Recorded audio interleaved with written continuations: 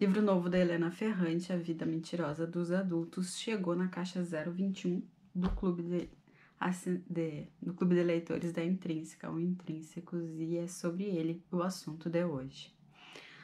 Um livro de rápida refeição e lenta digestão. Eu li ele em 2 dias, são 429 páginas, de uma avalanche de sentimentos, assim, que quando eu terminei ele ontem, eu tava pensando uma coisa, e aí eu fui maturando esses sentimentos, e hoje já tô pensando outras coisas, enfim, tem bastante assunto para falar. Bom, A Vida Mentirosa dos Adultos é um livro pra gente ler com o nosso adolescente interior. Se a gente for olhar para ele com o nosso olhar de adulto, crescido, vivido com maturidade, com isso, com aquilo, nós corrigiríamos a nossa própria vida. Então, que dirá corrigir a vida da Giovanna, que é a voz adolescente que narra esse livro. Na revista que acompanha tem algumas explicações, algumas citações em torno dessa voz adolescente, e cita o Vermelho e o Negro, e eu não consegui, eu parei o Vermelho e o Negro porque eu já estava muito irritada com o Julian por ser um personagem muito chato, muito abobado, sabe? E aí, e a Giannina, a Giovanna, ela é isso, ela é esse adolescente se descobrindo. A história se passa em Nápoles, entre os 12 e os 16 anos da Giannina, e ela tem os confrontos internos dela e a coisa de gringo, tipo, ela era um amor, ela era uma filha perfeita, até ela ouvir o pai dela dizer que ela tava ficando igual a tia dela. Mas vamos lá. A Giovanna, ela começa essa história indo atrás da família do pai dela, que é uma família que ficou à margem da história dela. Então, assim, o pai dela tentando dar um novo sentido por não se encaixar muito naquele ninho, ele acabou se afastando dos parentes. E aí a Giovanna, ela vai atrás dessa história, ela vai atrás de tentar recuperar, refazer essas conexões. E conhecendo a família, conhecendo tudo, a gente entende por que o pai quis dar uma picada de mula, mas tudo bem. Quem gosta mais de afetuosidade talvez vai gostar, se identificar com a Vitória, com a história de vida da Vitória, e quem não gosta disso talvez puxe mais pro lado do pai da Giovanna.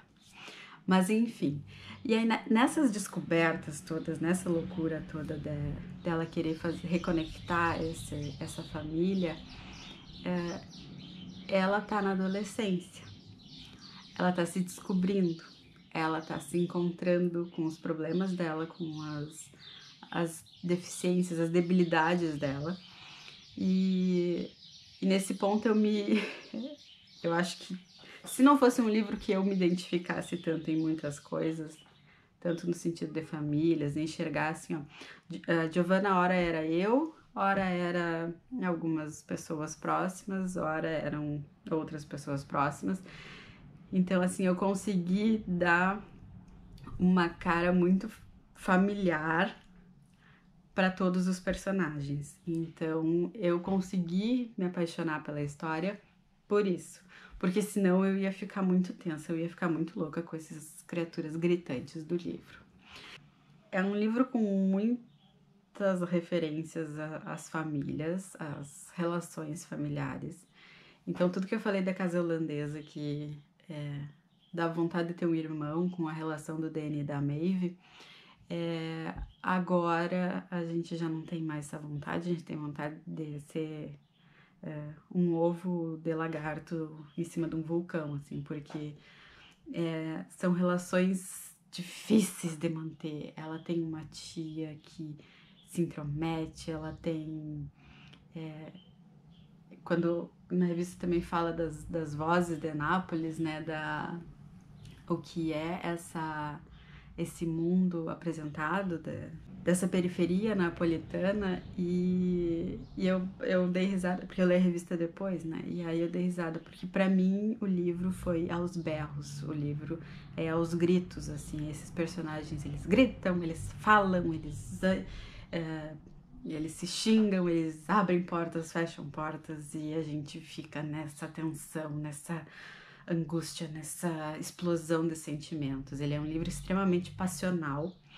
Então, a Giovanna, ela chega num momento dessa descoberta adolescente dela que ela se vê assim, se eu não posso ser bonita, se eu não posso ser inteligente, se eu não posso ser isso, vou ser feia então, eu vou ser ruim, eu vou ser má, eu vou ser...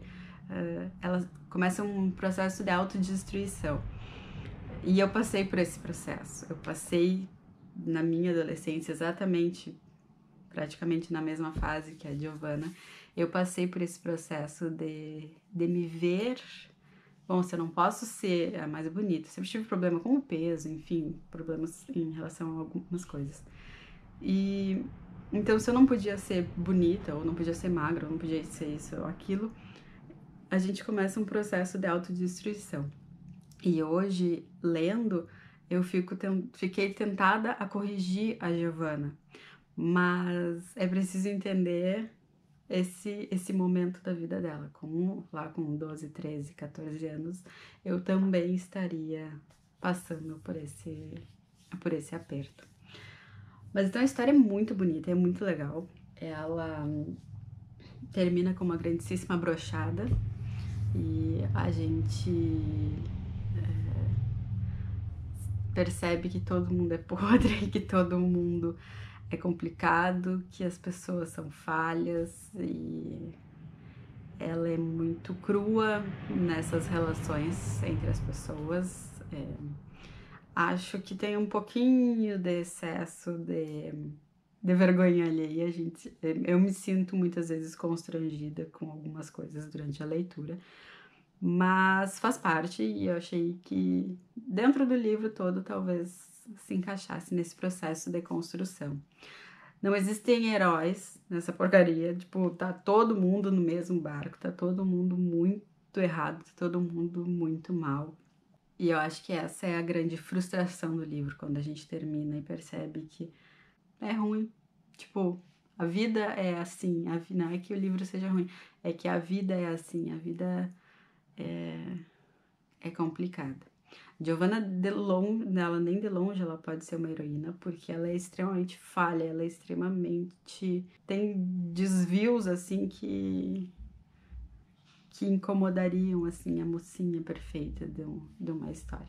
Sobre Helena Ferrante, eu nunca tinha lido nada dela, e eu achei muito engraçado, porque...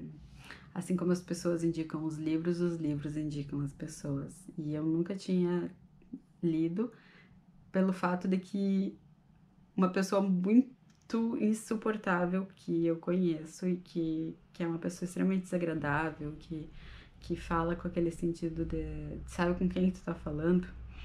Ela é apaixonada por Helena Ferrante. E aí eu pensava, se essa pessoa gosta... Meu Deus. Então eu nunca tinha sido tentada a ler Helena Ferrante. Esse ser mitológico. E então é o primeiro livro que eu leio. Gostei, mas não me senti movida a ler os outros. Então, assim, não é minha praia. É um livro, é muito bem construído, é uma história muito boa. Eu vou dizer que talvez tenha gente que ninguém vai lembrar Ponte, ninguém vai questionar, talvez. Mas eu acho que a gente consegue estabelecer uma relação na forma como a história foi construída, sem início, sem meio, sem fim, assim, quando a gente chega, a vida da Giovanna já tá acontecendo e quando a gente vai embora, a vida da Giovanna segue acontecendo.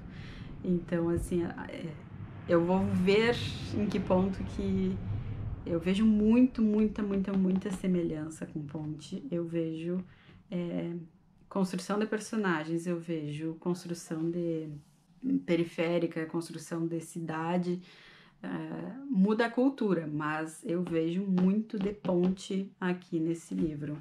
Então, eu vou esperar para ver como serão os comentários, porque Ponte foi trucidado em muitos aspectos. Sobre o anonimato de Helena Ferrante, eu mexi até com o Valdir, eu falei com que é um amigo leitor, eu disse, deve ser um velho tarado, cheio de problema, muito feio, escrevendo atrás de uma cadeira e mandando os livros para uma editora. Não deixa de ser, em parte, verdade, porque se atribuiu Helena Ferrante ao marido da tradutora Anita Raja, que talvez seja uma escrita. Aí eu também falei pro Valdir, ou é um grupo de ghostwriters ali escrevendo loucamente, nos fazendo de palhaço. Enfim, se fez a trajetória do dinheiro, né, como da mesma forma que descobriram que o Richard Bachman era o Stephen King, foi através de quem recebe os direitos autorais, se foi atrás de saber quem movimentava esse dinheiro da Helena Ferrante e se chegou muito próximo a esse escritor, que eu não me recordo o nome, e a esposa dele, que é a Anitta. E foi toda uma perseguição, enfim, tem todo um assédio em torno disso, e aí na revista, daí tem uma parte que eu acho que talvez esse seja meu ranço de não querer ler mais Helena Ferrante, nas palavras dela, desse ser mitológico. Creio que, após terem sido escritos, os livros não precisam dos autores para nada. Se tiverem algo a dizer, encontrarão mais cedo ou mais tarde leitores. Caso contrário, não. Essa é a razão para se manter escondida. Então, se é esse o caso, a cada livro que publicar, publica com um pseudônimo diferente, então não usa da fama que já conseguiu. Se o livro se basta, então deixa o nome que se fez em torno do que fez sucesso para trás e segue com outro pseudônimo, vai renovando. Não lança mais nada em cima desse nome tão famoso que ficou, sabe? Então eu vejo um pouquinho de hipocrisia, um pouquinho de... talvez até para aguçar as vendas em torno desse mistério. Então eu não vou participar dessa pataquada. A Vida Mentirosa dos Adultos, então, eu vejo como um livro familiar, problemático, que a gente consegue colocar muitas famílias dentro dessa realidade napolitana, dentro desse mundo conturbado, desse mundo bagunçado. Uma vez uma psicóloga minha me disse que a minha casa parece uma casa de mama toscana, com cores, com coisa pendurada, com... enfim, panela, crochê, é tudo acontecendo ao mesmo tempo. Então, assim como num texto num conto do Olavo Amaral, que foi um dos finalistas do Jabuti de 2018. 2018. O Olavo fala o Walkflow, que é o constante retorno. Por mais que a gente tente fugir do que somos ou do que da nossa vida, a nossa vida está sempre num constante retorno e uma hora a gente volta a estaca zero.